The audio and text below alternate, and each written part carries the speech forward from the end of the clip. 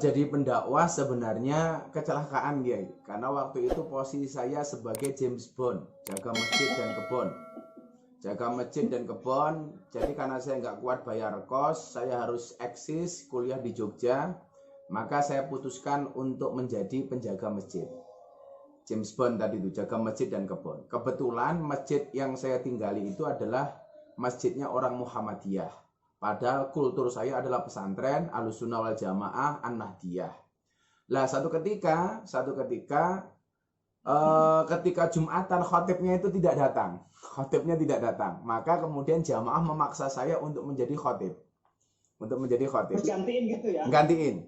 Lah ternyata begitu saya gantiin sebagai khotib badal, ternyata kata jamaah lebih bagus badalnya daripada aslinya. Komentar jamaah waktu itu. Itu awal kita kemudian memberikan tausiah itu pun atas permintaan jamaah. Nah, tidak lama dari itu kemudian banyak kawan-kawan. Khutbah biasa, Gus. Khutbah biasa. Lah, tidak lama dari itu kebetulan kampung yang saya tinggali itu kan terkenal sebagai kampungnya preman. Kalau di Jogja istilahnya gali. Gali itu derajatnya di atasnya preman, Waktu itu banyak kawan-kawan pemabuk, kawan-kawan yang teler, tepar gara-gara alkohol, itu setiap kali mabuk sering datang ke masjid. Sampai satu ketika saya dikenalkan dengan komunitas lokalisasi di Pasar Kembang. Maka beberapa kali saya survei, saya lihat ke sana, dan ternyata di luar dugaan saya di tengah lokalisasi itu ada musola kecil. Yang pada akhirnya saya sebut dengan istilah MTS, Musola Tengah Sarkem. Di saat itulah kemudian saya berkeinginan untuk mengadakan kajian di tengah-tengah lokalisasi itu atas izin teman-teman yang datang ke kampung saya itu. Dan alhamdulillah itu loh.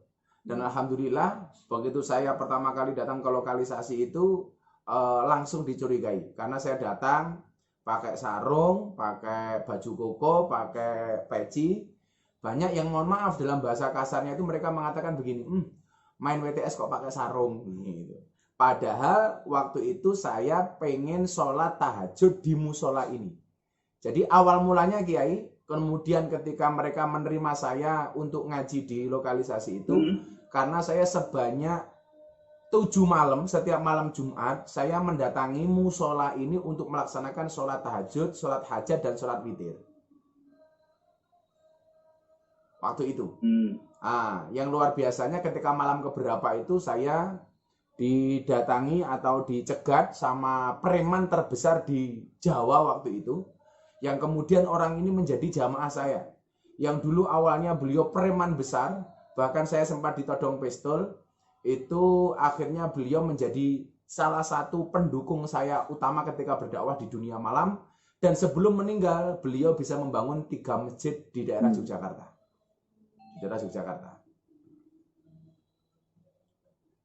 Lah titik baliknya memutuskan itu, Gus, apakah ada siap ya? Memutuskan artinya tadi itu. Iya, monggo. Memutuskan tadi untuk nikah itu terus lalu bisa mempengaruhi terhadap tadi itu apa sebenarnya modal awal, Gus, dari jenengan, Gus?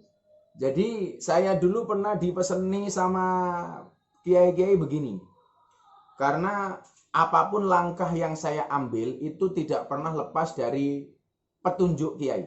Karena salah satu syarat supaya ilmu kita berkah itu adalah wasuhbatul ustadi wa irsyadul ustadi. Mendapatkan petunjuk dari guru. Karena toh Al-Quran juga mengatakan fas'alu ahla dzikri in kuntum la ta'lamun. Saya selalu mengkonsultasikan, mengkomunikasikan apa yang saya lakukan ini dengan para guru-guru saya. Saat itu guru saya kan pernah berpesan begini, ya ketika di pondok itu. Miftah, kalau kamu pengen jadi orang besar itu syaratnya ada 3. Waktu itu beliau bilang gitu. Siji iso, bisa, bahasa Jawanya iso, bisa.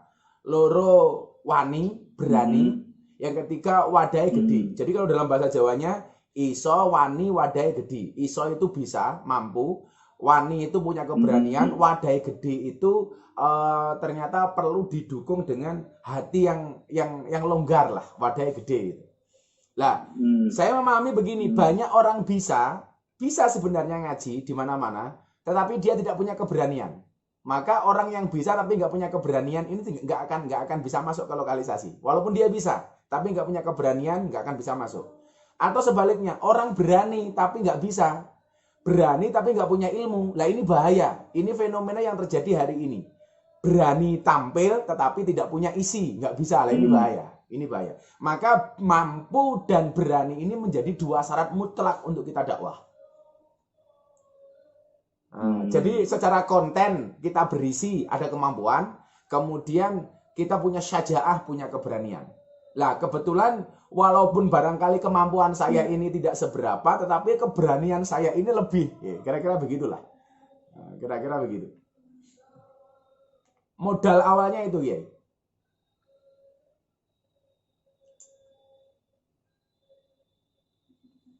Sekarang kan Gus, itu syaratnya. Lalu saya juga melihat Gus, pilihan bagian dari keberanian dan bisa, namanya kan nyeleneh lagi Gus pilihannya. Ora Aji, Mbah Jaji ya. Al-Bajaji masjidnya. Iya kan, Ora Aji, ora berarti pilihan-pilihan masuknya kepada hal-hal yang dalam tanda petik agak nyentrik gitu loh, Gus. Jadi saya begini ya, kenapa kemudian saya mengambil nama Pondok Pesantren Ora Aji? Mbah Hamid walinya Magelang, gurunya Gusmi, Mbah Hamid Kajuran Magelang itu kan memberikan sifat manusia itu dosor pesno, bodoh asor apes ino.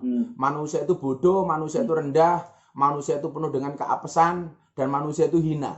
Lah, orang yang bodoh asor apes ino ini kan menurut saya nggak ada nilainya, nggak ada harganya itu, terutama di mata Allah itu nggak ada harganya.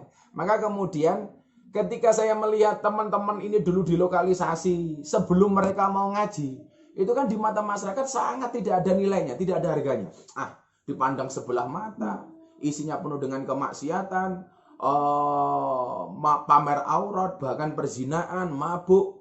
Ya ini sebenarnya penyakit ini, mabuk, berzina, ini kalau di lingkungan lokalisasi sudah sesuatu yang dianggap lumrah itu. Maka di mata orang-orang ini saya melihat ini tidak ada nilainya, tidak ada nilainya. Maka kenapa kemudian pondok pesantrennya saya kasih Ora Aji, masjidnya saya kasih nama Al-Bajaji. Ini dua kutub. Orang yang sebenarnya tidak ada nilainya, tidak ada harganya masuk pondok kita, begitu mereka keluar menjadi Al-Bajaji. Al-Bajaji itu artinya bernilai. Jadi kalau Ora Aji tidak ada nilainya, Al-Bajaji ini menjadi bernilai. Lah, supaya menjadi bernilai gimana? Ya kamu harus mondok, ya kamu harus belajar, ya kamu harus berilmu, ya kamu harus beriman, supaya kemudian kita diangkat derajatnya oleh Allah sebagaimana firman-Nya, yarfa'illahu alladziina aamanu minkum walladziina utul ilma darajat. Jadi ini yang kemudian saya ajarkan kepada teman-teman di lokalisasi di dunia malam. Saya tidak bisa melarang kamu, saya tidak bisa melarang kalian untuk bekerja di tempat ini. Saya tidak bisa melarang kamu mabuk, saya tidak bisa melarang kamu berzina. Saya nggak usah ngomong halal haram, kalian tahu kalau zina itu haram. Saya nggak perlu ngomong haram, kalian tahu minum alkohol itu haram. Tapi bagaimana kemudian di keadaan seperti itu kalian masih bisa ingat Tuhan. Kalian masih bisa melaksanakan kewajiban. Kalian masih bisa sholat, kalian masih bisa ngaji lah. Ruang-ruang seperti ini yang kemudian saya masuk, Kiai. Dan ternyata diterima dengan baik. Nah, pas mereka itu sadar dan menerima itu polanya seperti apa, Bu? Mereka berhenti total atau tetap melaksanakan tapi tetap sambil ngaji gimana? Lah, saya pernah ditanya sama wartawan begini. Ini banyak pertanyaan-pertanyaan kepada saya. Apakah tujuan Gus Miftah ngaji sama mereka itu untuk memberikan mereka hidayah? Saya bilang, hidayah itu bukan urusan saya. Bukan urusan saya. Begitu pula ketika paman Nabi Muhammad SAW meninggal, Kanjeng Nabi bersedih, innaka lang tahdi man ahbabta walakinallahu yahdi man yasha. Saya hanya mencarikan jalan saja sebenarnya sebagai wasilah. Sebagai wasilah. Maka kemudian ketika penyampaian dakwah Pak Kiai Khalil, itu saya sampaikan begini kepada mereka. Ketika berbicara soal takwa umpamanya. Yang namanya definisi takwa itu kan imtisalu awamirillah wajitinabu nawahi. Melaksanakan perintah, itu meninggalkan larangan. Jadi perintah full dilaksanakan, larangan full ditinggalkan. Ini paling ideal. Saya sampaikan kepada mereka. Idealnya manusia itu seperti ini. Tapi saya sampaikan kepada mereka, hari ini yang benar-benar full melaksanakan perintah, meninggalkan larangan, itu jarang. Saya pun barangkali belum bisa. Lah, yang kedua, tingkatan kedua. Kalau kamu masih senang belum bisa meninggalkan larangan, jangan sekali-kali tinggalkan perintah. Jadi kebaikan, mohon maaf, keburukan dilakukan, kebaikan jangan ditinggalkan sama sekali. Ini yang saya sebut sebagai amar ma'ruf nyambi mungkar. Ini. Kalau yang pertama tadi kan amar, lah itu kan. Lah itu konsepnya itu persis. Jadi kalau yang pertama tadi adalah amar ma'ruf nahi mungkar, yang kedua ini adalah amar ma'ruf nyambi mungkar. Kalau kamu masih suka dengan kemungkaran, maka jangan pernah tinggalkan perintah Allah. Jadi istilah kerennya barangkali STMJ, sholatnya terus, maksiatnya jalan. Jadi seiring terus, Gus. Iya. Sebenarnya bagi kita pengen Gus seperti itu. Artinya kita bisa dakwah di tempat-tempat seperti itu. Tapi kan kita sudah adaptasi, Gus. Apalagi takut kita malah jadi pelanggannya, Gus. Saya khawatir kalau kemudian Kiai Khalil mau masuk menemani saya di lokalisasi, kekhawatiran saya satu, Kiai. Mau masuk nggak bisa keluar. Nah, itu dia. Padahal potensi jadi pelanggannya, Gus. Padahal potensi dakwah itu di Jakarta, di dunia malam. Saya udah masuk ke klub paling besar, tidak hanya di Jakarta, Kiai, tapi seluruh Indonesia. Di klub malam di Jakarta itu ada satu klub malam, itu yang ladiesnya saja, pekerja malamnya itu ada 900 cewek. 900 cewek. Ini klub malam terbesar menurut saya tidak hanya di Jakarta tapi se-Indonesia. Bagaimana kemudian saya jadi hampir nangis ya. Dalam kondisi COVID seperti ini, mereka berhenti bekerja, manajemen juga berhenti bekerja. Satu saat sebelum ketika masuk Ramadan itu, perwakilan karyawan itu telepon saya, Gus Miftah, ya Mas gimana? Ini kan kondisi kita seperti ini, musibah belum bisa berakhir, kita masih diuji oleh Allah dengan COVID-19. Dulu mereka mengatakan seperti itu. Dulu Gus Miftah pas ceramah itu bilang sama kami, sodaqatu lidaf'il bala, sodaqatu tudfa'ul bala. Sodaqah itu bisa menolak bala. Lah, kami teman-teman dari pekerja malam ini kemarin iuran, Gus. Tolong Gus Miftah salurkan. Kami juga walaupun kami dianggap busuk seperti ini, dianggap bobrok di hadapan manusia, tapi saya juga pengen kemudian dijauhkan dari bala. Mereka iuran, Kiai, kirim uang saya untuk diberikan kepada penerima itu sebesar 50 juta. Saya nangis, Kiai. Saya betul-betul nangis ketika kemudian menerima uang ini yang saya tidak melihat nilainya, tapi uang ini dari siapa dan tujuannya untuk apa, ini yang saya lihat. Akhirnya ketika kemudian saya bagikan ke masyarakat pun saya juga nangis gitu. Artinya apa? Ini yang kemudian itu, Gus.